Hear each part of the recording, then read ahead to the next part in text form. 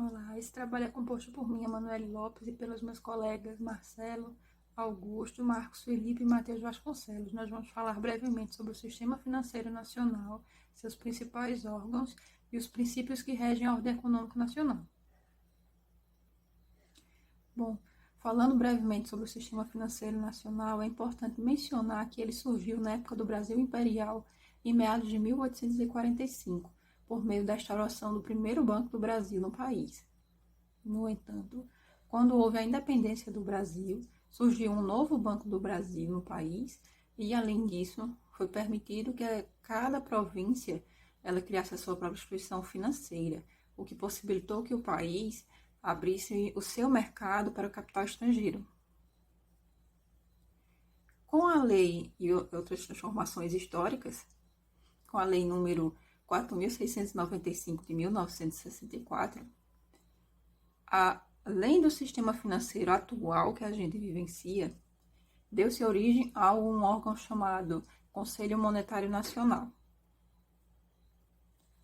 Mas antes de adentrar na parte dos órgãos, dos seus principais órgãos, é importante destacar que o sistema financeiro nacional atualmente é um conjunto de órgãos e instituições privadas ou públicas que controlam a vida financeira, a vida econômica do país. E dando continuidade aos seus principais órgãos, o Conselho Monetário Nacional ele é de competência reguladora porque ele objetiva o bom funcionamento do sistema financeiro nacional. Já o Banco Central do Brasil, o Bacen, ele é de competência supervisora, porque ele busca executar os atos e as normas jurídicas do Conselho Monetário Nacional. Então, eles se complementam. São instituições que se complementam em suas funções. E há também um que já foi mencionado, que é o Banco do Brasil, e vale destacar que ele é uma sociedade de economia mista. 70% de seu capital, estimadamente, pertence ao governo nacional, enquanto que o restante do capital pertence a múltiplos acionistas. E ele exerce várias funções, sendo a principal delas exatamente cuidar do seu principal cliente, que é o governo. Ele tanto é, por exemplo, no que compete às suas funções, ele tanto é um agente de importações e exportações, no que compete à sua competência supervisora, como ele também é uma espécie de agente no sentido da realização de atividades bancárias, tanto internas como ele também efetua atividades bancárias em relação ao que vem do exterior. E, além disso, ele também é responsável pelo Tesouro Nacional. E outro que pode ser citado é o Banco Nacional de Desenvolvimento Econômico e Social, o BNDES, cujo principal objetivo é executar políticas de investimento do governo e também permite que as instituições públicas elas se submetam às instituições privadas no que se refere a determinadas obrigações. E agora eu vou passar a palavra para meu colega. Meu nome é Matheus, irei trazer aqui alguns dos principais objetivos e amparo legal de alguns dos principais órgãos presentes no nosso sistema financeiro brasileiro. Irei falar aqui um pouco sobre o BNDES, o Banco Central, o Banco do Brasil e o Conselho Nacional Monetário. Irei começar falando sobre esse último. Ele é advindo da Lei 4.595/64 e uma de suas principais funções é regulamentar políticas públicas, além de coordenar recursos advindos e para outras instituições financeiras. O Banco Central, também advindo dessa mesma lei, a 4.595 de 64, diferentemente do Conselho Nacional, uma de suas principais características é estabilizar o poder de compra da moeda, né? Fazendo com que a moeda tenha um poder de compra elevado, além de regulamentar a taxa de juros, mais conhecida como a taxa Selic. Já o Banco do Brasil, ele é um órgão do nosso sistema financeiro que um de seus principais objetivos é fazer com que ele seja um banco competitivo, além de cumprir sua função social e o desenvolvimento econômico e social do país. O BNDES é parecido com o Banco do Brasil, como o próprio nome já diz, ele é responsável por fazer o desenvolvimento social, além de apoiar a iniciativa privada, mas desde que esse apoio à iniciativa privada ele não prejudique ações e apoios que o BNDES faz com entidades e empreendimentos do interesse social. Olá, meu nome é Marcelo e, dando continuidade ao presente trabalho, vamos abordar agora um pouco sobre a questão dos princípios da ordem econômica que estão relacionados ao sistema financeiro nacional. Para isso, é importante trazer que no artigo 170 da Constituição Federal de 88, nos é esclarecido quais são os princípios que regem a ordem econômica. São eles: a soberania nacional, a propriedade privada, a função social da propriedade, a livre concorrência, a defesa do consumidor e alguns outros que serão destrinchados mais à frente. Agora é importante nós esclarecermos um pouco do conceito de cada um. O princípio da soberania nacional está ligado ao Estado nacional de maneira soberana e autônoma tomar a frente quanto à economia do seu país, bem como ao seu sistema financeiro, tomando um posicionamento independente de outros países. Já a questão da propriedade privada vai assegurar diversos direitos à propriedade do particular. No entanto, esse princípio deve ser ponderado com a função social da propriedade, que visa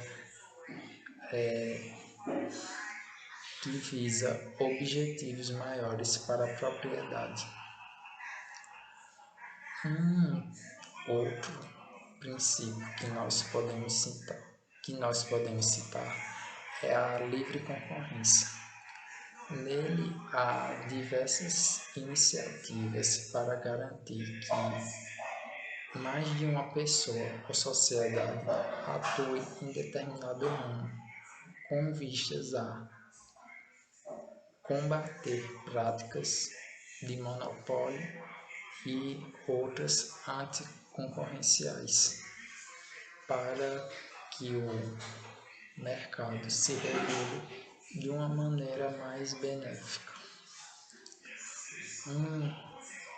Mais um princípio que podemos falar é o da defesa do consumidor.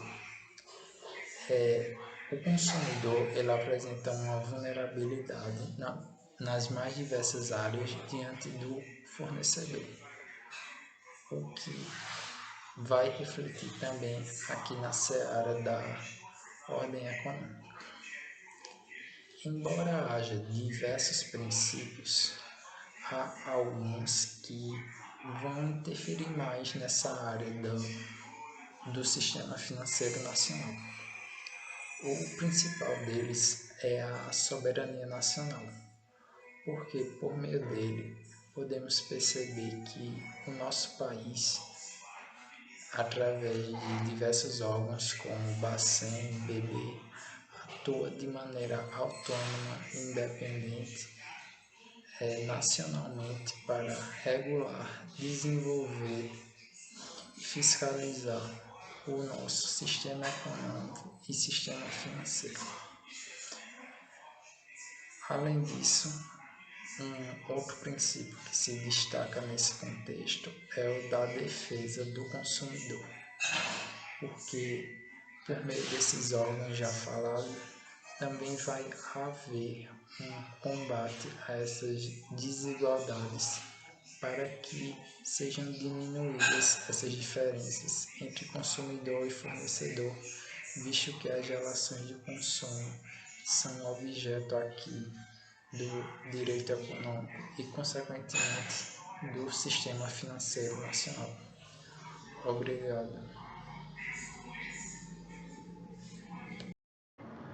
Bom, meu nome é Marcos Felipe e eu estou aqui também para trazer, né, a continuação do estudo sobre os princípios trazidos pela Constituição Federal de 88, lá no seu artigo 170, onde trata dos princípios que regem a organização econômica do Estado brasileiro, assim dando subsídios para o sistema, para o desenvolvimento do sistema econômico no nosso país. E o primeiro princípio que nós vamos tratar neste momento, e que chama a atenção, é o da proteção ao meio ambiente, né? Lá no seu inciso ele traz essa perspectiva de proteção ao meio ambiente, que busca justamente o crescimento econômico alinhado com o desenvolvimento sustentável, uma coisa que realmente vem se falando durante todos os últimos anos e que se busca cada vez mais, né, a construção de um desenvolvimento econômico congruente com o desenvolvimento sustentável. Nós podemos até esclarecer a ideia de que muitas empresas que usam o desenvolvimento sustentável, elas tendem a ter um maior crescimento, né, um maior lucro. Isso nos coloca no ponto de que o desenvolvimento econômico ele depende da boa aplicação da proteção do meio ambiente. É por isso que esse princípio ele se faz tão importante e necessário ser discutido, e também é um princípio que merece ser respeitado, porque principalmente no Brasil nós temos ainda uma grande parte de pessoas praticando atividades comerciais que vão de encontro, ou seja, vão contrariamente ao desenvolvimento e à proteção do meio ambiente. Outro princípio importante para nós destacarmos nesse momento é o princípio da proteção do pleno emprego. Dentro desse princípio, nós temos a ideia de que é necessário que haja, né, pelo poder público, um desenvolvimento para geração de empregos, para que assim as pessoas elas possam ter a sua dignidade garantida, né, o seu emprego garantido. É por isso que nós vimos falar corriqueiramente em campanhas políticas ou até mesmo em campanhas de empresas sobre a geração de emprego, sobre o quanto é importante ter aí uma geração de emprego para as pessoas. Outro princípio também que rege o desenvolvimento econômico brasileiro é o princípio do tratamento desigual, né? Podemos chamar assim, ou melhor, o tratamento isonômico, dado às empresas de pequeno porte, né? Justamente porque são empresas que precisam se desenvolver, precisam aí ter e ocupar o seu espaço dentro do sistema econômico, e como são pequenas empresas, essas empresas precisam aí de um aporte necessário do poder público, né? Dando assim subsídio para a existência desse princípio, como por exemplo, na sua tributação, no Simples Nacional, como temos por exemplo, e também no tratamento diferenciado, quando se trata de licitações públicas, por exemplo. E uma outra perspectiva que podemos agora adentrar aqui no mérito é justamente o parágrafo único desse artigo 170, que garante ali o pleno exercício de atividades econômicas, né, sem a necessidade de autorização do poder público. Isso nos dá a ideia de que, ao menos que aquela atividade econômica seja ilícita, ou seja, vedada, é assim plena a capacidade de qualquer pessoa se desenvolver e, né, assim, praticar atividades econômicas garantido pela nossa Constituição.